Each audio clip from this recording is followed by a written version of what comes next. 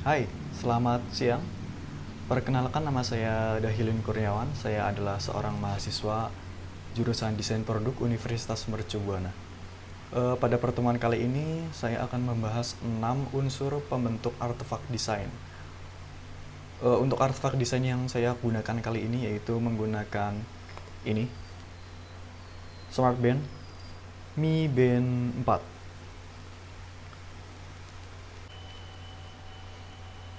6 unsur pembentuk artefak desain. Yang pertama yaitu unsur material. Untuk materialnya sendiri, ini menggunakan layar berjenis AMOLED dengan ukuran 120 kali 240 RGB dengan kedalaman warna mencapai 24 bit. Lalu menghasilkan kecerahan mencapai 400 nits seperti ini.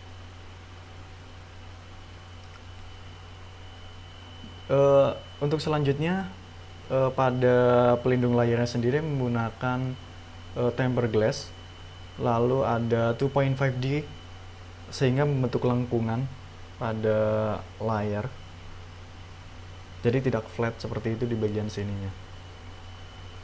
Lalu pada frame-nya sendiri terbuat dari polikarbonat, dikelilingi oleh polikarbonat baik di samping maupun belakang. Selanjutnya pada bagian belakang yang terdiri dari beberapa sensor, yaitu diantaranya ada 3-axis accelerometer, lalu ada 3-axis gyroscope, heart rate PPG, serta proximity capacitive atau sensor jarak. Untuk melindungi sensor-sensor tersebut menggunakan berbahan dengan material kaca. Lalu di sini ada 2 pin untuk charging ya. Di sini terbuat dari bahan aluminium atau metal.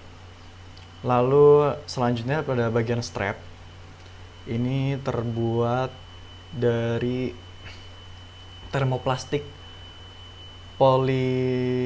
polyurethane dengan lebar 18 mili serta panjang yang dapat diukur mulai dari 155 mili sampai ke 216 mili seperti ini, karena terdapat lubang untuk mengukur kepanjangan menyesuaikan pada bentuk tangan kita atau lebar lengan kita sendiri. Lalu pada baterainya menggunakan baterai berjenis LiPo dengan kapasitas 135 mAh. Durasi pengisian mencapai kurang lebih ada 2 jam, serta untuk waktu standby-nya mencapai kurang lebih 20 hari. Lama banget.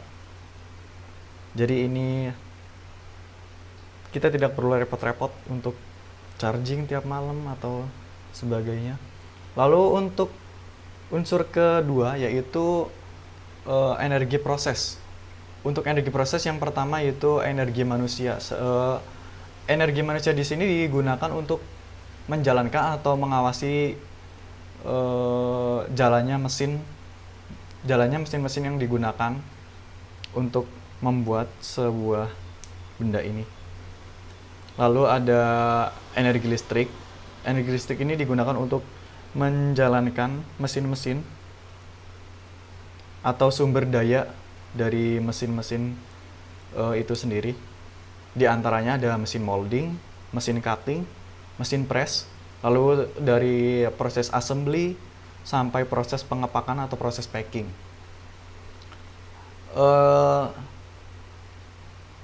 Lalu ada unsur yang ketiga yaitu unsur fungsi.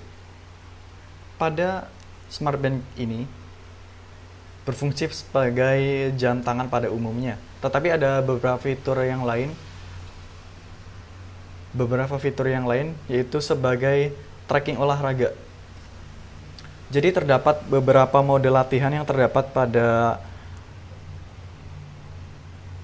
pada smartband ini, diantaranya ada treadmill, kelihatan? Ada treadmill, ada berlari, ada trekking atau jalan, lalu ada bersepeda, ada berenang, dan juga berfungsi untuk menghitung jarak langkah di sini. Untuk menghitung jarak langkah, jumlah langkah, serta kalori yang terbakar. Jumlah kalori yang terbakar pada tubuh kita setiap harinya. Lalu ada fungsi yang lain, yaitu sebagai pemantauan kesehatan. Di antaranya ada pemberitahuan penyelesaian latihan. Biasanya setiap pengguna ini adalah jika kita sudah men-set atau mengatur latihan apa yang akan kita lakukan setiap harinya atau yang akan kita kerjakan, itu jika nanti kita tidak mengerjakan akan otomatis muncul pemberitahuan untuk kita mengerjakan latihan tersebut.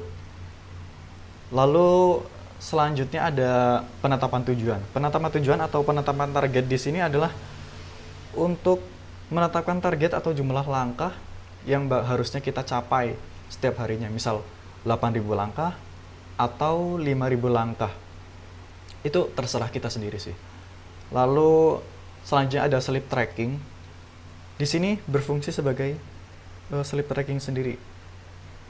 Di antaranya dari jam berapa kita tidur, jam berapa kita bangun, lalu ada gimana kualitasnya, seperti berapa jam tidur kita nyenyak atau tidur kita yang tidak nyenyak. Itu nanti bakal di-track atau bakal direkam. Nanti kita bisa melihat seperti apa sih tidur kita setiap harinya, polanya seperti apa atau yang lain-lain. Lalu ada heart rate sensor. Heart rate atau detak jantung ya. Di sini. Untuk detak jantung sendiri yang diukur itu ada istirahat detak jantung, ada bagan detak jantung, serta peringatan siaga. Untuk bagan detak jantung sendiri nanti kita bakal dikasih tahu melalui aplikasi MiFit kondisi jantung kita setiap hari itu kayak apa sih. Misal ada penurunan grafik atau kenaikan grafik, nanti bisa dilihat juga pada hari apa detak jantung kita sehat atau paling baik atau paling buruk, nanti kita bakal tahu. Lalu ada fitur unggulan lainnya, di antaranya ada alarm, ada stopwatch,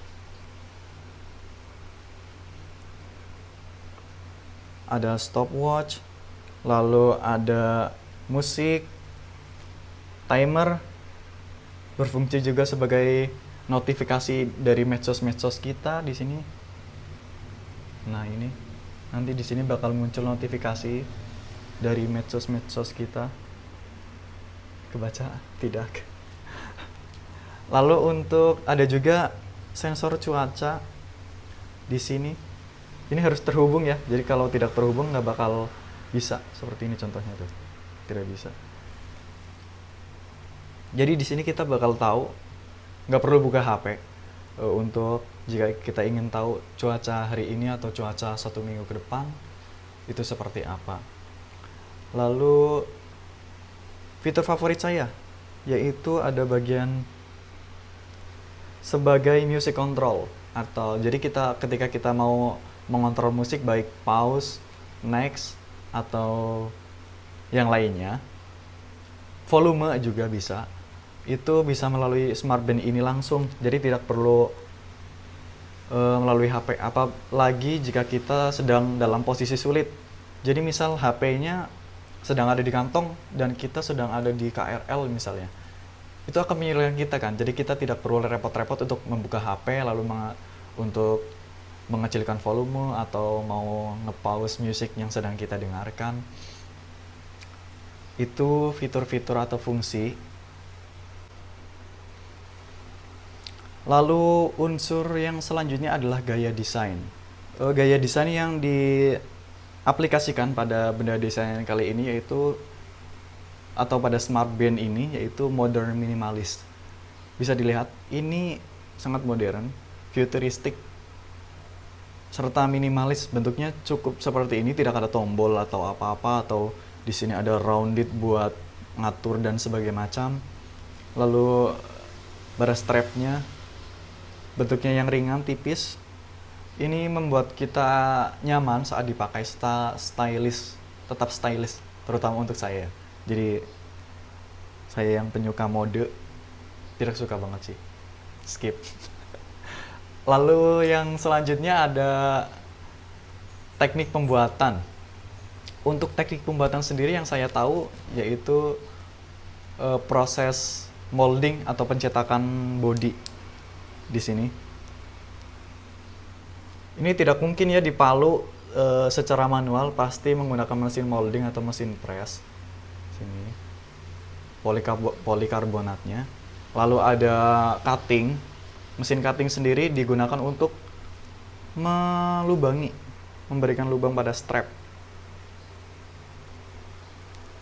Mesin molding biasanya juga dipakai untuk mencetak strap ini agar terbentuk sedemikian rupa.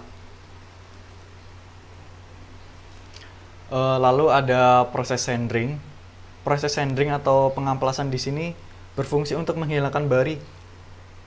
Karena pada proses molding itu sendiri jika ada pasti terdapat bari-bari atau sisa-sisa proses yang mengelilingi body di sini. Itu nanti bakal dihilangkan pada proses sanding. Lalu selanjutnya ada proses assembling atau perakitan. Pada proses perakitan itu sendiri seperti yang sudah saya katakan sebelumnya, bahwa di era modern seperti ini atau era industri 4.0 bahasa gaulnya, itu sudah menggunakan robotik sehingga tenaga manusia sudah mulai berkurang sudah pada industri-industri sekarang. Jadi energi manusia sendiri hanya digunakan untuk mengawasi jalannya robot atau mengontrol jika ada masalah atau yang lainnya. Lalu ada proses QC pass. Proses QC pass ini sendiri atau proses pengecekan kualitas sehingga untuk mengurangi kemungkinan barang NG yang lolos sampai ke customer. Yang dicek pada proses ini yaitu sensornya berfungsi atau tidak. Lalu apakah ada yang lecet pada bagian body atau pada bagian strap. Lalu touchscreen-nya atau layar sentuhnya berfungsi atau tidak. Lalu ada water resistant. Ya, Mi Band ini ada fitur water resistant-nya. Jadi kita tidak perlu takut ketika kita bakal, ya otomatis ada fitur berenangnya, masa nggak ada water resistant, mati dong. Lalu untuk unsur yang keenam yaitu unsur harga. Harga proses atau jumlah yang harus dikeluarkan untuk satu buah smart band ini, saya kurang tahu untuk harga prosesnya berapa, tapi untuk harga jualnya kurang lebih 400.000 itu 1 tahun yang lalu. Jadi untuk sekarang mungkin lebih murah. Termasuk biaya pajak, ada biaya distribusi dan segala macam, itu sudah termasuk. Nah, sekian penjelasan dari saya. Semoga bermanfaat. Selamat siang.